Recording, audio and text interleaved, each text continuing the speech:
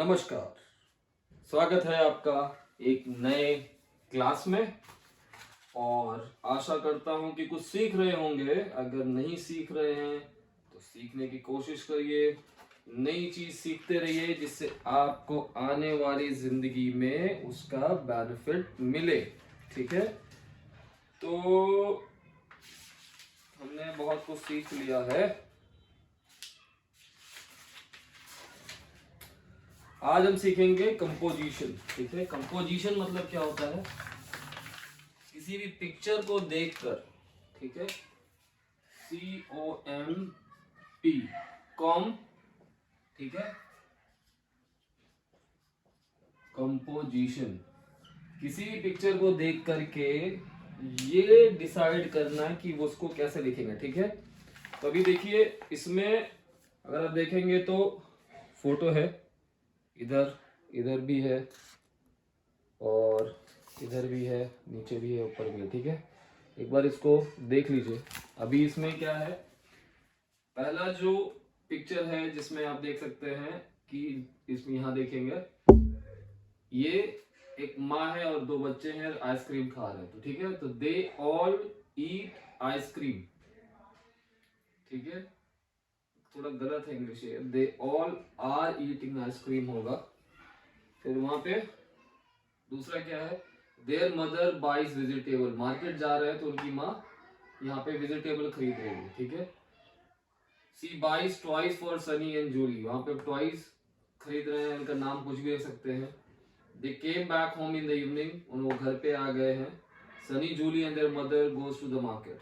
ठीक है, तो ये 1 2 3 4 5, 1 2 3 4 5, इसको देख के इन्होंने 5 लाइन लिखी। पहला क्या लिखा, दे आर ईटिंग आइसक्रीम। ठीक है, वो लोग आइसक्रीम खा रहे हैं। दे मतलब वो, ईटिंग मतलब खा रहे हैं, आइसक्रीम आर। ठीक है, वो लोग आइसक्रीम खा रहे हैं। There mother, there mother is buying vegetable. ठीक है, उनकी माँ वेजिटेबल खरीद रही है। ठीक है, she buys toys for Sunny and Julie. अब यहाँ पे कुछ भी नाम रख सकते हैं। देयर देयर या शी बाइज, उसकी माँ। ठीक है, she buys toys for her children. नाम रखो या चिल्ड्रन रखो। वो खरीदती है खिलौने अपने बच्चों के लिए। ठीक है, they come back home in the evening. They come back home in evening. ठीक है, वो आ वापस आते हैं घर को इवनिंग में। ठीक है, Sunny, Julie and their mother goes to the market. Mother and childrens goes to market. माँ और बच्चे मार्केट को जाते हैं। ठीक है, तो ये कंपोजिशन है, कुछ भी होता है जैसे। ठीक है, ये बोर्ड है, this is a board, I am writing on board, I am erasing what I have written. तो ये सारी चीज अब थोड़ा देख देख के उसको एक वर्ड बना के क्या हो रहा है, अपने इमेजिनेशन, जो भी आप इमेजिन कर रहे हैं उस चीज को आप लिख सकते हैं। ठीक है, कंपैरिजन होता है, यही सब चीजें होती है। अभी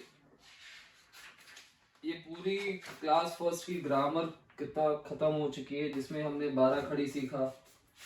ठीक है, 12 खड़ी के बाद ABCD सीखा, वर्ड क्या होता है, आर्टिकल्स क्या होते हैं, नाउन क्या होता है, pronouns, verbs, adjective, prepositions, conjunctions. ठीक है, पंचुएशन, अपोस्ट्रॉफी, कंपोजिशन, ये सब सीखा, ठीक है। ए ई आई वोवल्स क्या होते हैं, कंसोनेंट्स क्या होते हैं, प्रेस्चर्स और वर्ड क्या होता है, ये सारी चीजें क्लास फर्स्ट की ग्रामर बुक है, तो कुछ ज्यादा इसके अंदर होता नहीं है। बट देन ऑल्सो ये बेस है जिसको आप सीखेंगे तो ही आप उससे समझेंगे और आगे बढ़ेंगे, ठीक है। अभी ये चीजें बहुत इंपॉर्टेंट है, ठीक है।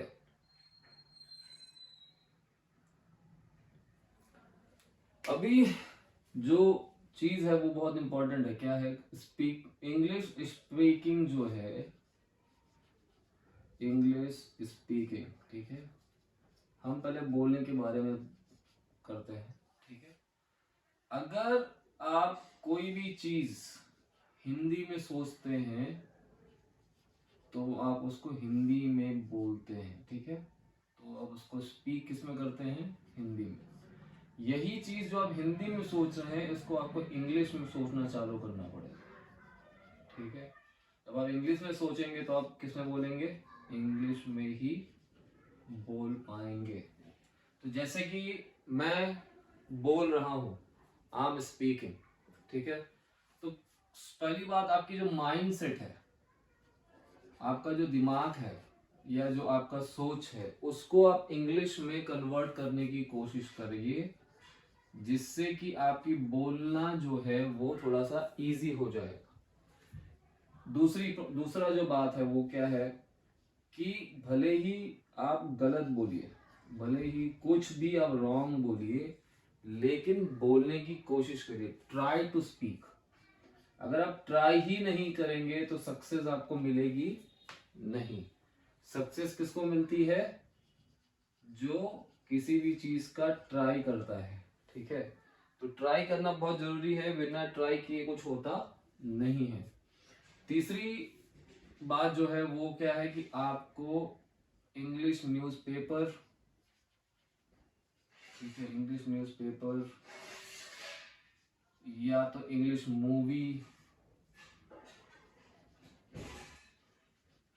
ठीक है, या तो फिर क्या है, कुछ कोई भी सीरियल आप देखते हैं उसके नीचे देखिए आपको इंग्लिश सब टाइटल्स आते हैं, ठीक है।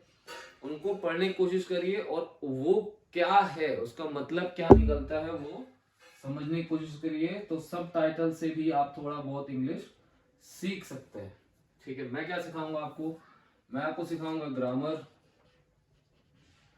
ठीक है, कैसे चेंज करते हैं। ग्रामर इंपॉर्टेंट है, क्यों इंपॉर्टेंट है, क्योंकि जब आप घर में बोलेंगे आप गलत सलत बोलेंगे चलेगा, ठीक है। लेकिन अगर आपको किसी के सामने बोलना है, इंटरव्यू में बोलना है, या आप एक टीचर हैं, आपको आपके बच्चों के सामने, स्टूडेंट्स के सामने बोलना है, तो आपका जो ग्रामर होना चाहिए इंग्लिश का, वो अगर 80% सही है तो चलेगा। किसी को भी 100% ग्रामर नहीं आता है इंग्लिश का, ठीक है। कोई भी, वो अमेरिकन हो, ऑस्ट्रेलियन हो, अंग्रेज हो या इंडियन, का बहुत कम होंगे जिनको 100% ग्रामर आता है। वो भी ब्रिटिश जो यूके के लोग हैं, ठीक है, वो प्योर इंग्लिश बोलते हैं, बाकी कोई भी प्योर इंग्लिश नहीं बोलता है। तो कभी भी ये मत सोचिएगा कि अगर आप 100% ग्रामर नहीं आता है तो आप इंग्लिश नहीं बोल सकते हैं। 80%, 50% टू 80% अगर आपको ग्रामर आती है तो आप इंग्लिश बोल सकते हैं, आप समझ सकते हैं कि आपको क्या बोलना है, कैसे बोलना है, तो उसमें आपको कोई प्रॉब्लम नहीं होगी, ठीक है। Thank you.